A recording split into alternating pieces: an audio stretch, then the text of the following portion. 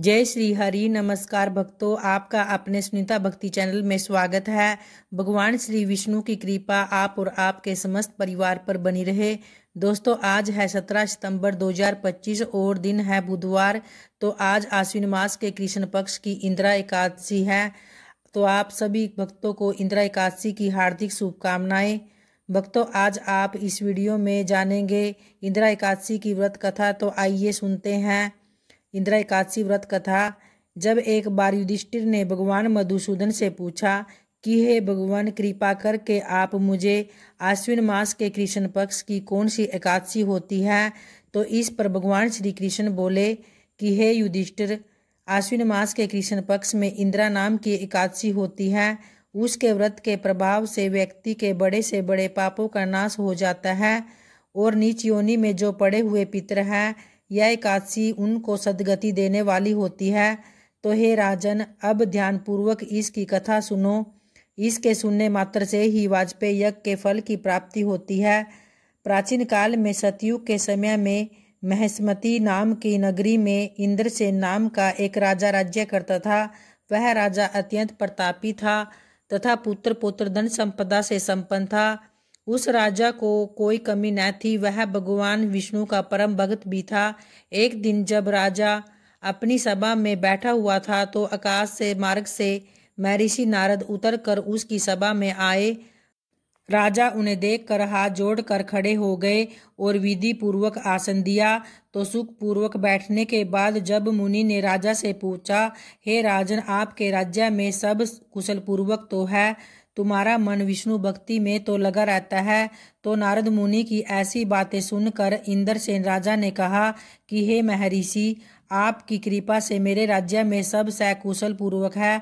आप अपने आगमन का कारण बताए।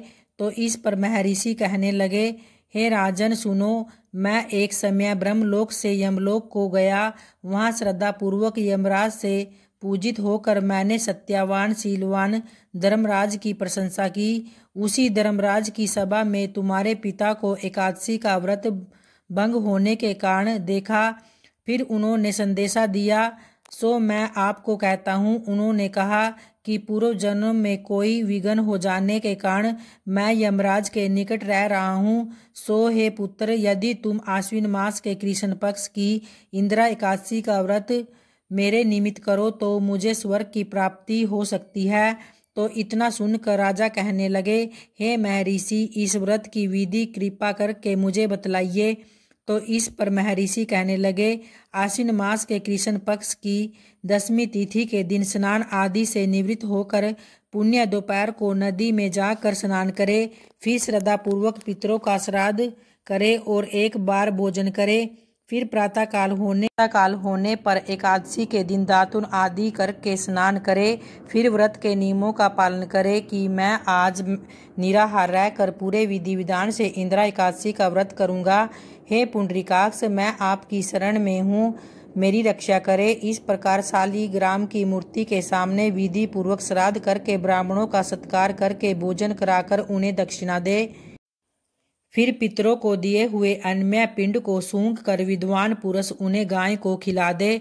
उसके बाद फिर भगवान का पूजन करके रात्रि में उनके समीप अर्थात भगवान विष्णु का जागरण कीर्तन करे। सुबह होने पर अगले दिन द्वादशी पर पुनः भक्ति पूर्वक श्री हरि की पूजा करे। उसके बाद ब्राह्मणों को भोजन कराकर भाई बंधु नाती और पुत्र आदि के साथ स्वयं भी मौन होकर भोजन करे। उसके बाद नारद जी ने कहा कि हे राजन, इस तरह से व्रत रखने से तुम्हारे पिता को मोक्ष की प्राप्ति होगी और उन्हें श्री हरि के चरणों में जगह मिलेगी।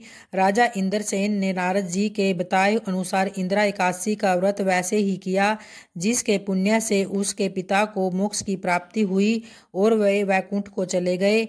तो इस तरह से भक्तों, इंदिरा एकादशी के पुण्य प्रभाव से राजा इंद्रसेन को भी मृत्यु के बाद वैकुंठ लोक की प्राप्ति हुई। जो भी व्यक्ति इस व्रत को बड़े श्रद्धा भक्ति भाव से करता है, उसके सभी पाप नष्ट हो जाते हैं और उनके पितरों को भी मोक्ष की प्राप्ति होती है। उसकी सभी मनोकामनाएं पूर्ण होती हैं। तो प्रेम से बोलिए भक्तों, श्री हरि विष्णु की जय। और आइए अब सुनते हैं भक्तों एकादशी माता की कथा। मूर नाम का एक दैत्य था। रावण और कंस की तरह वह भी बड़ा आतंक फैलाता था। स्वर्ग में देवी सहित सभी को पीड़ा देता था। सब लोग उससे रक्षा मांगकर श्रीमन नारायण की शरण में गए। भगवान ने कहा, मैं उन्हें संभालता हूँ, तुम चिंता मत करो। भगवान मुर के साथ युद्ध करने लगे, लेकिन अपनी सारी शक्ति लगाकर भी भगवान कुछ नहीं कर सके। भगवान को युद्ध के मैदान से पलायन करना पड़ा। वे हिमालय की एक गुफा में छिप गए। मुर भी उनका पीछा करते हुए वहां पहुंच गए। भगवान ने ध्यान करना जब शुरू किया और उनके मन से एक शक्ति उत्पन्न हुई। उनकी मानसिक शक्ति, इस शक्ति से बाहर आकर मुर को अपनी तलवार से मार डाला।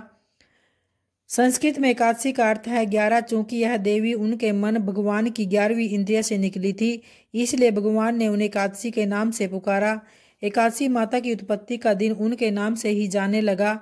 माता एकादशी के अंतिम चरण के दौरान उत्पन्न हुई थी, इसे जयंती कहते हैं, और उन्होंने द्वादशी के पहले चरण के दौरान दैत्य को मार डाला था और इसलिए इसे समृद्धि भी कहते हैं। उसके बाद भगवान विष्णु ने घोषणा की कि एकादशी के दौरान देवी के इस महान कार्य के कारण पूरे जगत में कोई भी पाप नहीं रहेगा।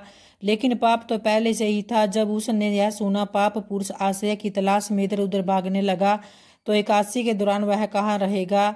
वह जहाँ भी गया, सभी ने उसे आश्रय देने से इनकार कर दिया और अंत में अन्न भोजन एकादशी के दौरान उसे आश्रय देने के लिए सहमत हुआ। और इस तरह इस पर एक श्लोक भी है, यानी कानी च पापानि ब्रह्म हत्यादि कानी च अन्नम आश्रित्य सर्वाणि तिष्ठन्ति हरिवासरे अगम स केवलम भुंक्ते यो भुंक्ते हरिवासरे। तो एकादशी के दौरान सभी पाप भोजन में आश्रय लेते हैं। जो कोई एकादशी के दौरान भोजन करता है, ये पाप उस व्यक्ति में प्रवेश करेंगे और रोग, समस्या, हानि, परेशानी इत्यादि बन जाएंगे। एकादशी देवी को विष्णु कन्या भी कहा जाता है, क्योंकि वह भगवान की मानस पुत्री है। उसकी मूर्ति पूरी जगन्नाथ मंदिर और द्वारका धाम में है। भगवान के धर्म की रक्षा के लिए जितने भी अवतार हैं, वे सभी एकादशी के दिन ही हुए हैं। इसलिए यह इतना पवित्र दिन होता है कि इस व्रत को करने से मनुष्य के सभी पाप नष्ट हो जाते हैं और उसकी सभी मनोकामनाएं भी पूर्ण हो जाती हैं। तो उम्मीद करती हूँ दोस्तों, आपको इंदिरा एकादशी की व्रत कथा जरूर पसंद आई होगी। अगर आई है तो वीडियो को लाइक व शेयर जरूर करें, और जो चैनल पे पहली बार आए हैं, चैनल को सब्सक्राइब भी करें, ताकि आगे भी इस तरह की एकादशी व्रत की वीडियो मैं आप लोगों के लिए लेकर आती रहूं। धन्यवाद दोस्तों।